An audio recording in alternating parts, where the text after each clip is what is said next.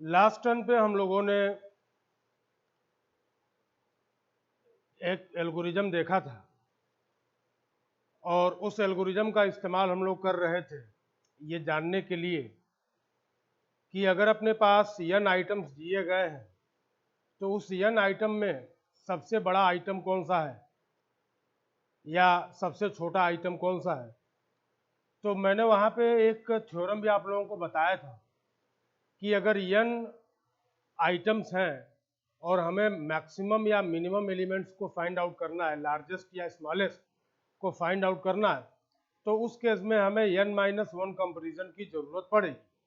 और हम लोगों ने इस बात को भी देखा था कि दो वेरिएबल हमने लिया था जब हम लार्जेस्ट की बात कर रहे थे, तो एक मैंने बोला था मैक्स और एक को मैंने बोला था एलओसी। एलओसी किसके लिए था? लोकेशन के लिए था।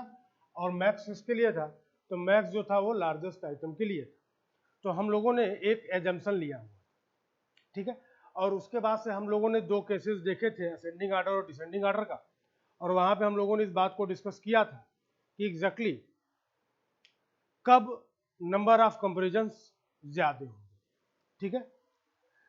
तो अगर हम लोग नंबर ऑफ कंपैरिजंस कब सबसे ज्यादा होंगे, किस केस में? जब हम लोग लार्जेस्ट आइटम को, दैट इज मैक्स को हम लोग फाइंड आउट करना चाहते हैं, तो मैक्सिमम नंबर ऑफ कंपैरिजंस तब होंगे जब लिस्ट इज सॉर्टेड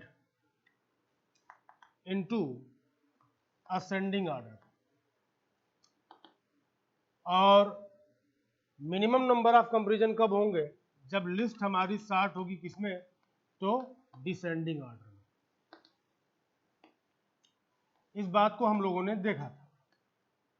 चलिए, यही बात एक प्रॉब्लम के तौर पे, एक प्रश्न के रूप में आप लोगों से पूछी जा रही है। और देखिए क्वेश्चन जो है वो कैसे बनेगा। तो एक बड़ा प्यारा सा एग्जाम्पल है, उसको जो है मैं आप लोगों के साथ डिस्कस करना चाहूंगा। चलिए आप लोग क्वेश्चन लिखिए।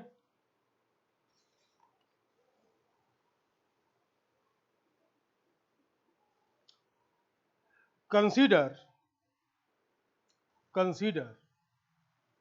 the algorithm to compute max and LOC as discussed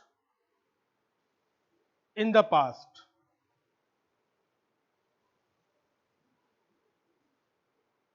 लिखिए, let us consider an array data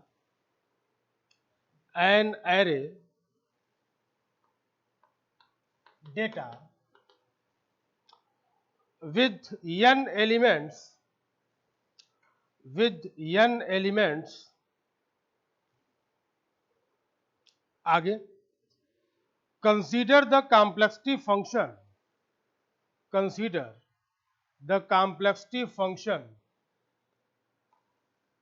Cn,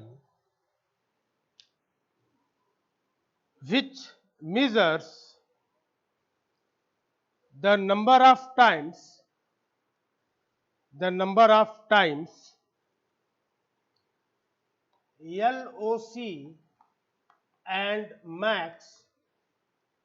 LOC and max are updated.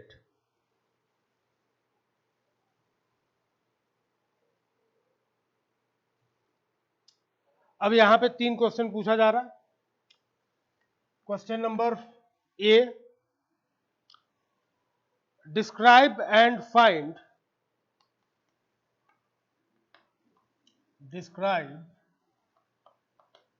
find Cn for the worst case. Second, describe and find Cn for the best case.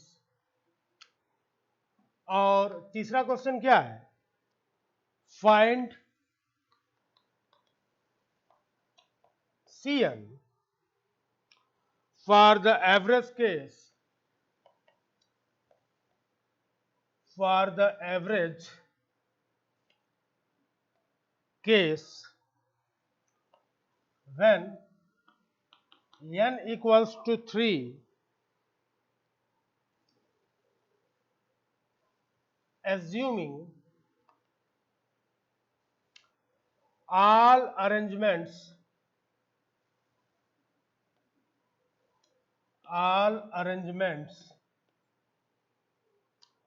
of the elements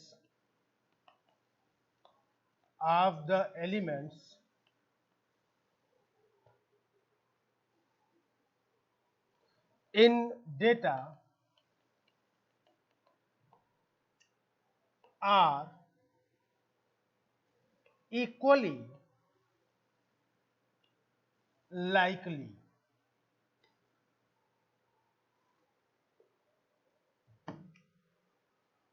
चलिए, ये प्रश्न जो है पूछा गया है, एक एरे जो है जिसका नाम डेटा है दिया गया है। इस डेटा में कितने एलिमेंट्स हैं, तो n एलिमेंट्स हैं, और कास्ट मतलब कॉम्प्लेक्सिटी किस टर्म में नापी जा रही है, तो C ऑफ n के टर्म में। और यहाँ पे स्पेशली बोला जा रहा है कि Cn बढ़ेगा, C ऑफ n बढ़ेगा कब, जब मैक्स और लोकेशन अपडेट होंगे। मतलब जब हमारा एजम्पशन बार बार गलत होगा तो ये दोनों वेरिएबल बार बार अपडेट होंगे, और जितनी ज्यादा बार ये दोनों वेरिएबल अपडेट होंगे उतने ज्यादा हमारे Cn की वैल्यू मिलेगी। ये प्रश्न में बताया गया। चलिए, ए पार्ट डिस्कस करने का और बी पार्ट डिस्कस करने का कोई ज्यादा मतलब हमको दिख नहीं रहा, फिर भी एक बार मैं आप लोगों को बता दूं कि पूछा जा रहा है describe and find Cn for the worst case. तो ये जवाब जो है हम लोग पिछले लेक्चर में ही देख चुके थे कि मैक्स और LOC बार बार अपडेट होंगे, will be updated frequently only when data is sorted into ascending order। तब हमारा C ऑफ n क्या होगा, वो होगा मैक्सिमम।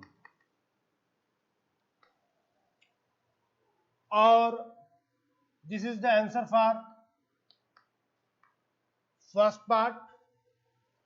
सेकंड पार्ट का जो बात हम लोग करेंगे वो क्या होगा कि बेस्ट केस क्या होगा। तो max and LOC will not be updated only when data is sorted into descending order। यानी C ऑफ n क्या हो जाएगा, मिनिमम हो जाएगा। फिर से मैं आप लोगों को एक बात बता दूं, जैसा कि मैंने इसके पहले वाले वीडियो में बताया था, जब ये एल्गोरिदम हम लोग डिस्कस कर रहे थे, कि लिस्ट का ऑर्डर हमारे एल्गोरिदम के परफॉर्मेंस को प्रभावित करने का मादा रखता है। ठीक है, यानी बहुत कुछ चीजें इस बात के ऊपर भी डिपेंडेंट होंगी कि जिस लिस्ट के ऊपर हमें कोई ऑपरेशन परफॉर्म करना है वो लिस्ट कैसी है बोलने का मतलब सॉर्टेड है या नॉन सॉर्टेड है, अनसॉर्टेड। ठीक है, तो इसका भी प्रभाव हमारे एल्गोरिदम के परफॉर्मेंस के ऊपर पड़ता है। ठीक है, चलिए अब जो है हम लोग अपने तीसरे वाले प्रश्न की तरफ आते हैं। तो तीसरा वाला जो क्वेश्चन है, इसको सॉल्व करने के पहले एक बार फिर से मैं वो प्रश्न आप लोगों के सामने दोबारा पढ़ दूं, जरा ध्यान से सुनिएगा। Find Cn for the average case when n is 3। देखिए क्या कह दिया गया कि अब डेटा की जो साइज है वो n ना होके 3 हो गई। पहली इंफॉर्मेशन। दूसरी इंफॉर्मेशन क्या है, assuming all arrangements of the elements in data are equally likely। ठीक है, चलिए अब इसका सॉल्यूशन देखते हैं। अपनी ओर से मान लेते हैं, लेट डेटा हैज 3 आइटम्स। ठीक है, लाइक 1, 2 एंड 3। सिंगल डिजिट के हमने नंबर्स को एज्यूम कर लिया। 3 नंबर हमने एज्यूम किया, 1, 2 एंड 3। ठीक है, अब इस प्रश्न को हम लोग देखते हैं। ये हमारा डेटा है, this is our data. 3 value है 1, 2 and 3। Assuming all arrangements of the elements in data are equally likely। equally likely बोलने का मतलब क्या है कि किसी भी वैल्यू का रिपीटिशन नहीं हुआ, all the values are unique.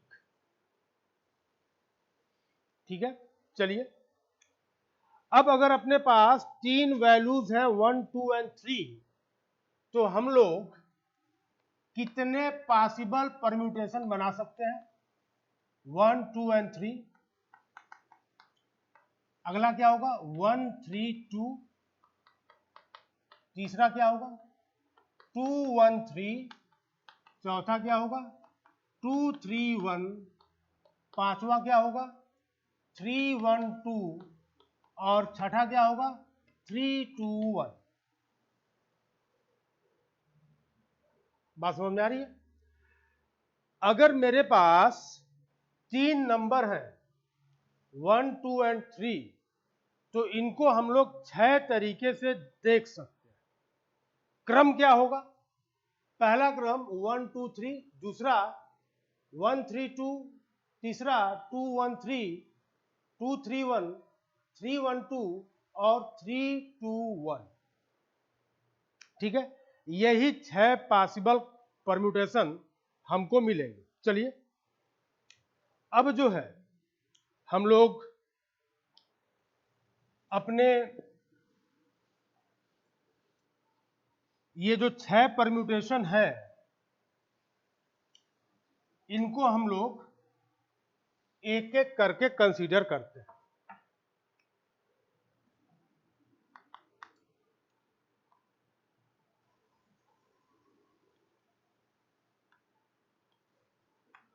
1, 2 and 3। अब एल्गो के अकॉर्डिंग मैक्स हमारा क्या होगा 1 और लोकेशन हमारा होगा 1।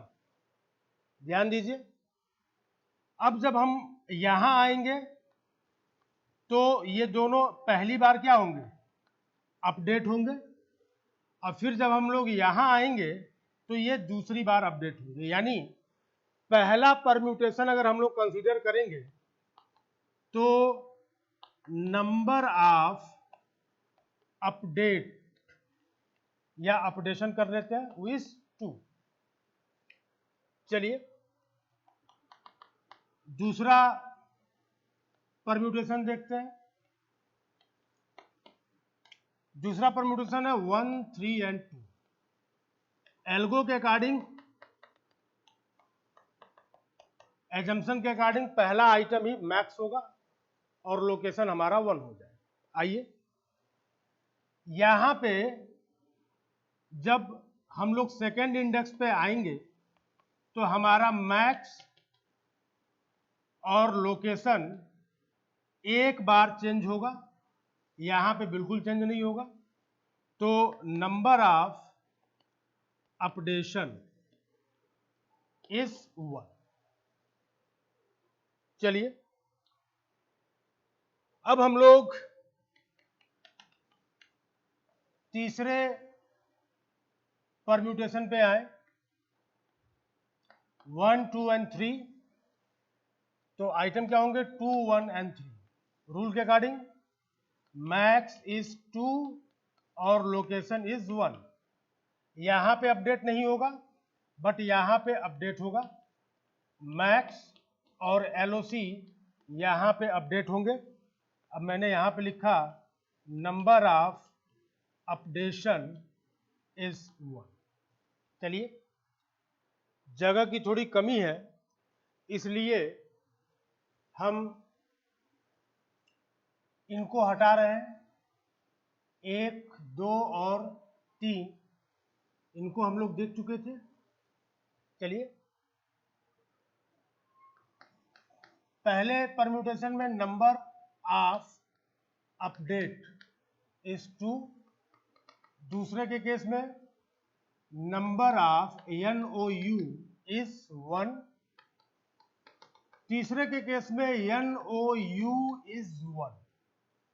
ध्यान दीजिए ये 3 परम्यूटेशन हम लोगों ने कंसीडर कर ली। आगे चलते हैं। हम लोग अब अपने चौथे परम्यूटेशन को ध्यान दें। तो जब हम लोग चौथे परम्यूटेशन की बात करेंगे दिस इज डेटा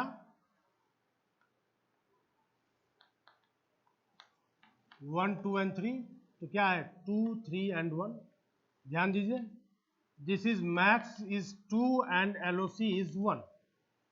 केवल यहां पे मैक्स और एलओसी अपडेट होंगे, यहां पे अपडेट नहीं होंगे। तो नंबर ऑफ अपडेट इज 1। चलिए अब हम लोग आते हैं पांचवें परम्यूटेशन की तरफ।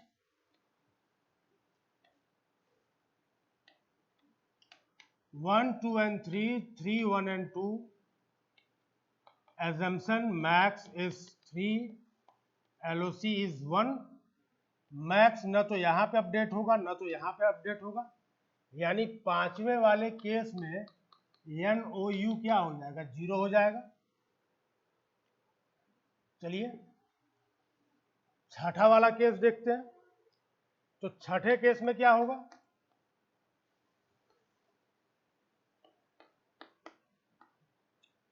3, 2, 1। Max is 3, LOC is 1। न तो यहां पे अपडेट होगा न तो यहां पे अपडेट होगा। ध्यान दीजिए कि NOU 0 हो गया। अब हम लोग टोटल नंबर ऑफ अपडेट तो total number of update, total number of क्या हो गया, अपडेट। तो टोटल नंबर ऑफ अपडेट के लिए क्या करना होगा, जोड़ लीजिए 2 + 1 + 1 + 1 + 0 + 0 and it is 3, 4 and 5. This is the total number of update. Now average देखते हैं, एवरेज नंबर ऑफ अपडेट। तो अपने पास कितने परम्यूटेशन आए थे, तो total number of update divide by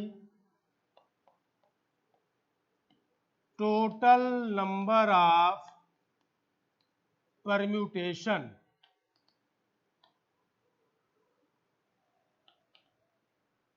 total number of permutation, तो total number of update 5, total number of permutation 6।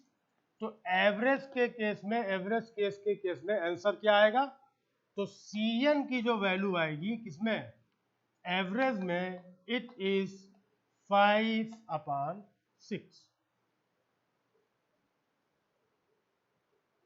ठीक है, चलिए इसको आप लोग लिखिए। इसके बाद मैं कुछ चीजों को और मैं आप लोगों से डिस्कस करता हूं, आप लोग इसको लिखिए।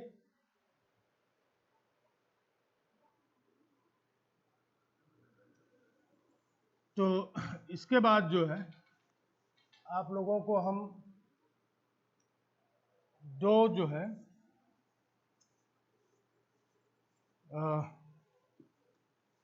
बिग ओ नोटेशन या कहिए तो किसी भी नोटेशन के साथ दो चीज़ों को हम डिस्कस करेंगे। हालांकि ऑलरेडी डिस्कस्ड है, फिर भी हम लोग जो है एक बार क्विक रिकैप देख लेते हैं। याद करिए, ऐसा कुछ जो है हम लोगों ने इंडिपेंडेंट लूप में देखा था और ऐसा हम लोगों ने डिपेंडेंट लूप में देखा। तो नोटेशन कुछ भी हो सकता है, बिग ओ हो, थीटा हो, बिग ओमेगा हो, doesn't matter this notation you are going to use. But मैं अभी ये जो है नेस्टिंग का जो कंसेप्ट है, नेस्टिंग ऑफ लूप्स, इसको लेके जो है मैं आप लोगों के सामने एक न्यूमेरिकल में कराने जा रहा हूं। ठीक है, उसके बाद हम लोग डिस्कस करेंगे कि how to use log in real life to solve a problem. चलिए, तो क्वेश्चन जो है वो कुछ ऐसा है, we have an algorithm. Algorithm कैसा है, पहला स्टेप हो रहा है repeat for i equals to 1 to n, फिर repeat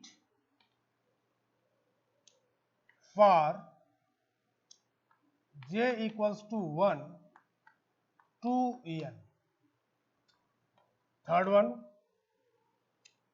repeat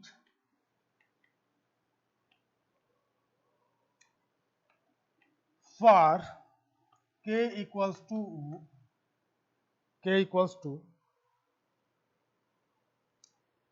i to n।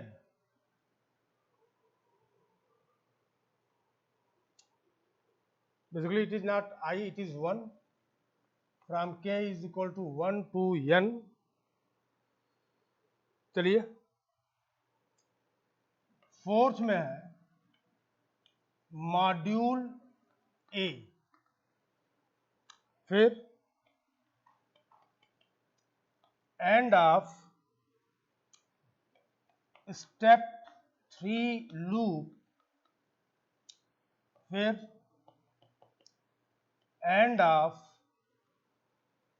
Step 2 loop, फिर end of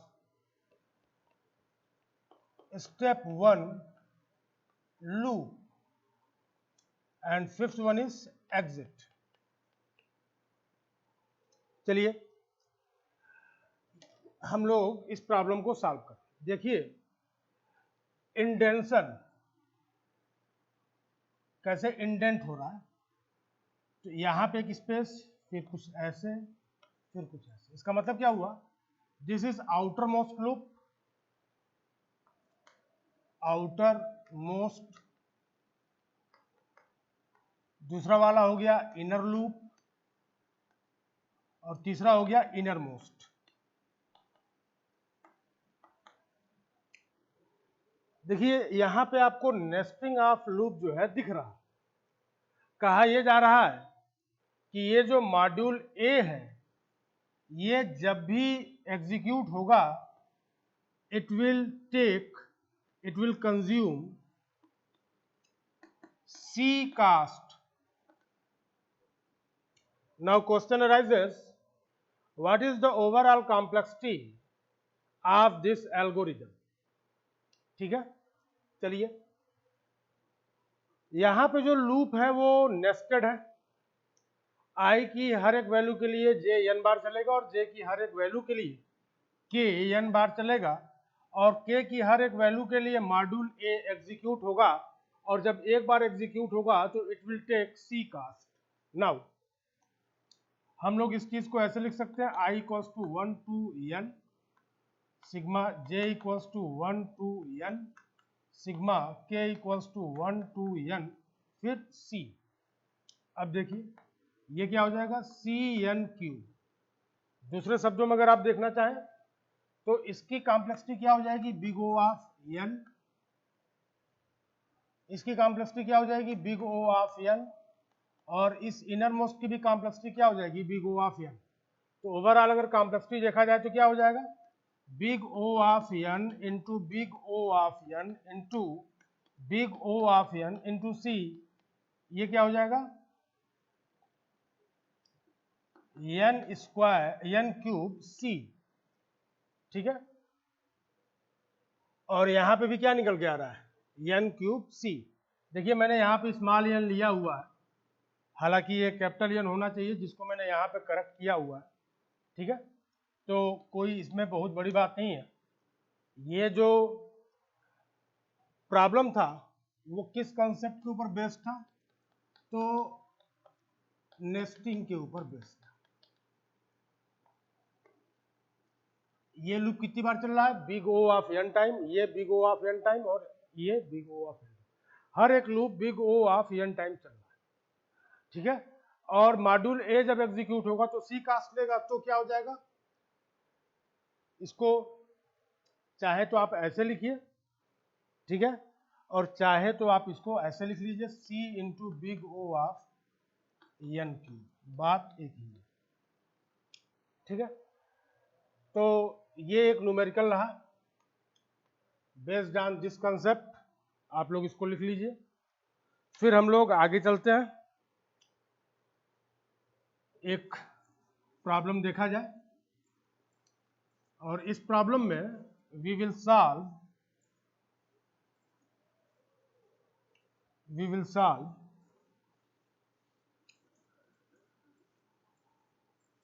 the problem using log function. Log function का इस्तेमाल करके हम लोग प्रॉब्लम को सॉल्व करेंगे। ठीक है, चलिए प्रॉब्लम लिखते हैं। एक एल्गोरिथम दिया गया है, this is the algorithm number 1, set j equals to 1, second repeat. देखिए जहां पे भी रिपीट आएगा means we are talking about loops. Steps 3 and 4 while j is less than equal to n, while j is less than equal to n। तीसरे step में क्या बोल रहा है, मॉड्यूल ए एग्जीक्यूट हो रहा है और चौथे स्टेप में क्या हो रहा है, set j equals to j into b, फिर एंड ऑफ स्टेप 2 लूप, फिर एग्जिट। चलिए इस प्रॉब्लम को हम लोग सॉल्व करते हैं। ध्यान दीजिए, टर्मिनेटिंग कंडीशन क्या है, तो टर्मिनेटिंग कंडीशन कुछ ऐसे है कि j की वैल्यू जब n से बड़ी होगी तब हमारा ये लूप टर्मिनेट हो जाएगा। Initially j is initialized by 1, j किससे इनिशियलाइज हो रहा है, 1 से हो रहा है। कंडीशन क्या है टर्मिनेशन का, कि j अगर ग्रेटर देन n हो गया तो लूप क्या हो जाएगा, टर्मिनेट हो जाएगा, लूप विल बी टर्मिनेटेड। और हर बार लूप जब चल रहा है तो हम लोग j की वैल्यू में b से मल्टीप्लाई भी कर रहे हैं। चलिए सबसे पहले j की वैल्यू क्या होगी, 1 पहली बार जब लूप चला, दूसरी बार जब लूप होगा तो 1 इंटू बी हो जाएगा, फिर b square, b cube and so on. तो ये जो 1 है it can be also written as b to power 0, b to power 1, b to power 2, b to power 3 and so on. ध्यान दीजिए b टू पावर 0 कब हो रहा है, when loop is executed first, second में ऐसे, थर्ड में ऐसे, फोर्थ में ऐसे एंड सो ऑन।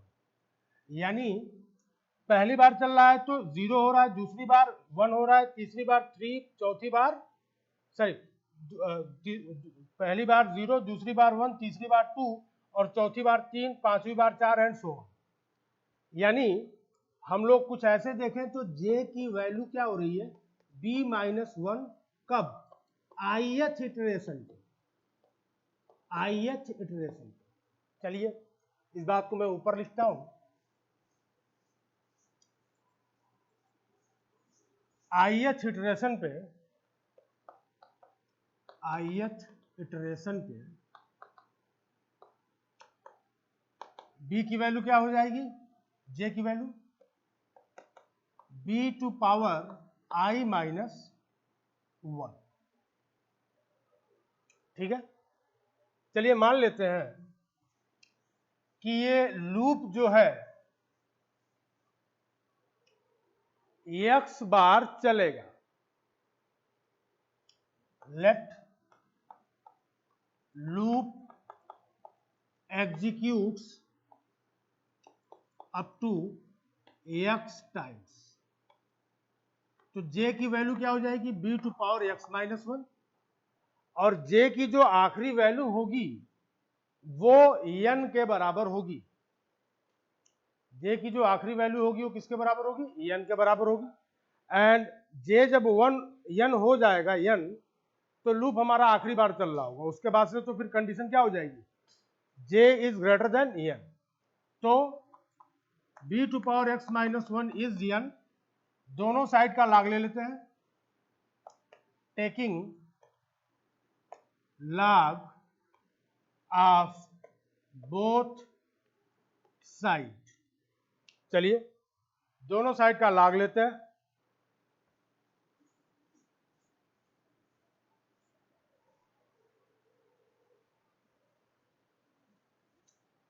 तो दोनों साइड का जब लॉग लेंगे तो क्या हो जाएगा, log of b to power x minus 1, और बेस हमने b लिया, फिर हमने लिखा log of n to base b। अब ये क्या हो जाएगा, x minus 1 log of b to base b equals to log of n to base b। log of b to base b is 1, तो x minus 1 equals to log of n to base b, यानी ये x की value क्या निकल के आएगी, log of n to base b plus 1। तो loop कितनी बार चल रहा है? लूप चल रहा है इतनी बार, log of n to base b plus 1। ध्यान दीजिए, जो मॉड्यूल ए था वो एक बार जब एग्जीक्यूट हो रहा था तो सी कास्ट कंज्यूम हो रहा था, सी कास्ट कंज्यूम हो रहा। तो लूप कितनी बार चल रहा है? x time. तो इसको हम मिटा रहे हैं, तो टोटल कास्ट क्या हो जाएगी? तो टोटल कास्ट हो जाएगी x into C, and what is the value of x? log of n to base b plus 1 into C, and this is the answer. ध्यान दीजिए, तो किस तरीके से हम लोगों ने इस प्रॉब्लम को सॉल्व करने के लिए log का इस्तेमाल एक टूल के तरीके से किया। ठीक है, चलिए हम लोग फैक्टोरियल की बात करें।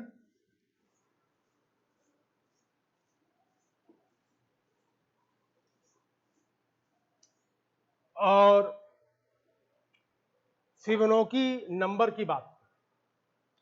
आप लोगों ने जब CNCP प्रोग्राम किया था, उसमें प्रोग्रामिंग आप लोग किए होंगे, तो आप लोगों ने रिकर्सन का कंसेप्ट यूज किया। ठीक है, चलिए एक रिकर्सिव प्रोग्राम में लिखता हूं फैक्टोरियल के लिए। देखिए बड़ा छोटा सा प्रोग्राम है, इंट फैक्ट इंट x। अब देखिए सीधे return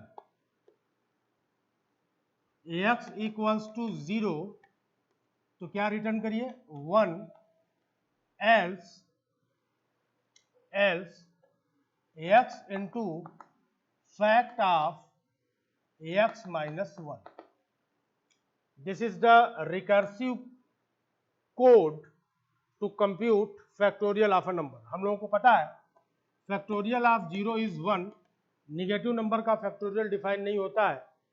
factorial of n is n into factorial of n minus 1। ठीक है, चलिए अब मैं यहां पे जो आपको एक कंसेप्ट डिस्कस करने वाला हूं वो कंसेप्ट यूजिंग एरे है। इस कंसेप्ट की खासियत क्या होगी कि इसकी कॉम्प्लेक्सिटी रिकर्सन से कम होगी। जब हम लोग रिकर्सन वाला चैप्टर पढ़ेंगे तो वहां पे मैं एक लाइन आप लोगों को मैं बोलूंगा कि recursion is hello for machine. Recursion का केवल एक फायदा है कि ये प्रॉब्लम के साइज को, मतलब जो सॉल्यूशन का साइज है उसको छोटा कर देता है, but recursion is always costly. Machine के ऊपर एक्स्ट्रा बर्डन जो है इंपोज हो जाता है। ठीक है, चलिए मैंने कहा कि फैक्टोरियल ऑफ 0 1 है, तो 1 का फैक्टोरियल क्या होगा? 1 इंटू फैक्टोरियल ऑफ 0। 2 का फैक्टोरियल क्या हो जाएगा? तो 2 इंटू फैक्टोरियल ऑफ 1। 3 का फैक्टोरियल क्या हो जाएगा? 3 इंटू फैक्टोरियल ऑफ 2।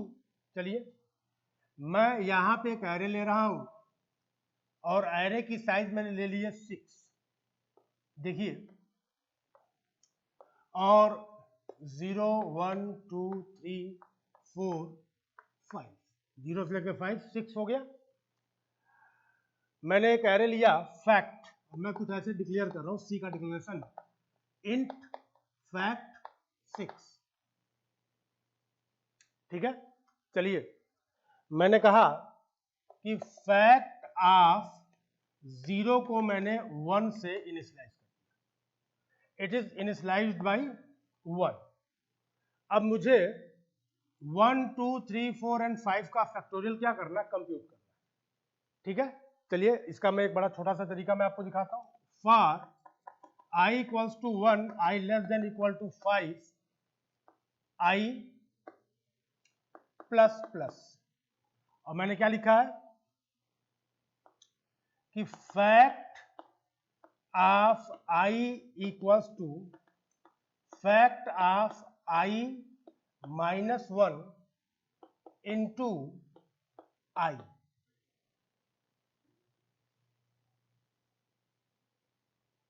मैंने क्या लिखा है, मैंने एक लूप चलाया है, for i equals to 1, i less than equal to 5, i plus plus, मैंने क्या लिखा है, fact of i equals to fact of i minus 1 into i. ध्यान दीजिए, i की वैल्यू क्या होगी, तो 1 से लेके 5 तक होगी।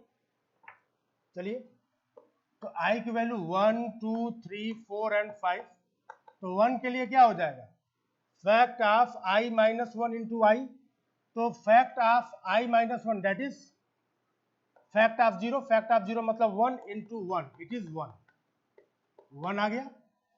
2 पे क्या हो जाएगा, 2 into fact of 1, fact of 1 is 1, it is 2। 3 पे क्या हो जाएगा, 3 into fact of 2, fact of 2 पे हमने निकाला 2, 3 पे क्या हो जाएगा, 3 into fact of 2 that is 2 is 6, फिर क्या हो जाएगा 4 इंटू फैक्ट ऑफ 3, तो फैक्ट ऑफ 3 6 है 24, और यहाँ पे क्या हो जाएगा 5 into fact of 4, fact of 4 हमने कंप्यूट किया 24, और फैक्टोरियल ऑफ 5 क्या हो जाएगा, 5 into fact of 4 that is 4 into 24 is 120। तो ये क्या हो गया, 120 हो गया। देखिए, ये एक तरीका है जहां पे प्रीवियस रिजल्ट जो मैंने कंप्यूट किया है, उस प्रीवियस कंप्यूटेड रिजल्ट को मैं बार बार यूज कर रहा हूं। और अगर इसी फैक्टोरियल को आप लोगों ने लूप के थ्रू बनाया था, तो वहां पे क्या होता था, आप लोग एक लूप चलाते थे, for i equals to 1 to n, और fact equals to fact into i, कुछ ऐसा लिखते थे आप लोग। तो वहां पे क्या होता था, केवल एक नंबर का फैक्टोरियल निकलता और लूप n टाइम्स चलता था। मैंने कहा कि लूप को n टाइम नहीं चलाना है, हम हर अगले कंप्यूटेशन को करेंगे कब, जब हम लोग पिछला कंप्यूटेशन इस्तेमाल करेंगे, यानी पिछले कंप्यूटेशन को इस्तेमाल करके अगला कंप्यूटेशन हो रहा है, मतलब हम लोग कास्ट को क्या कर रहे हैं, कम कर रहे हैं। ठीक है, ऐसा ही एक अप्रोच मैं आप लोगों को फिबोनाची नंबर के लिए दिखाना चाहूंगा। देखिए,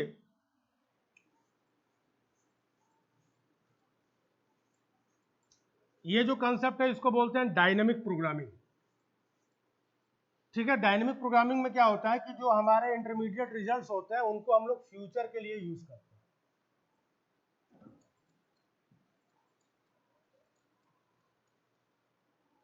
चलिए, हम इसको थोड़ा सा और बड़ा कर लेते हैं, 6, और हमने कहा इंट FIB 7, हमने कहा फिबोनाची FIB ऑफ 0 इज 1, पहला फिबोनाची नंबर 1 और दूसरा फिबोनाची नंबर भी 1। चलिए, 2 को कंप्यूट करना है, तो हमने लूप चलाया, for i equals to 2, i less than equal to 6, i plus plus, मैंने यहाँ पे क्या लिखा, FIB of i equals to FIB of i minus 1 plus FIB of i minus 2। ध्यान दीजिए, 2 कैसे निकलेगा, तो लास्ट वाले 2 का सम, 2 ये 3, 5, 8, 13। देखिए, आइडिया क्या है कि ith फिबोनाची नंबर अपने पीछे वाले 2 नंबर के सम के बराबर होता है। This is the core idea.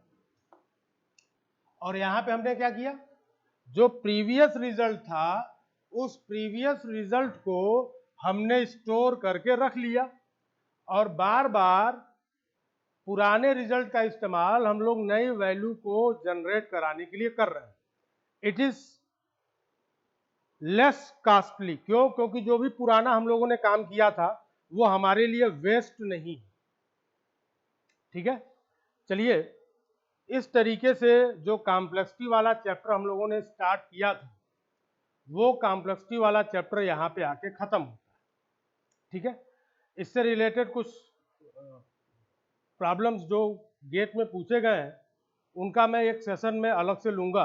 ठीक है, तो आप लोग इन सारे वीडियोस को एक सीक्वेंस के साथ देखिए और इस पूरे चैप्टर को समझिए, क्योंकि आगे जब आप लोग algorithm, design and analysis of algorithm पढ़ोगे या फिर कोई और भी सब्जेक्ट पढ़ोगे तो वहाँ पे ये कॉम्प्लेक्सिटी जो है बहुत कारगर होगी। ठीक है, तो आज के लिए इस चैप्टर में बस इतना ही। ठीक है, धन्यवाद।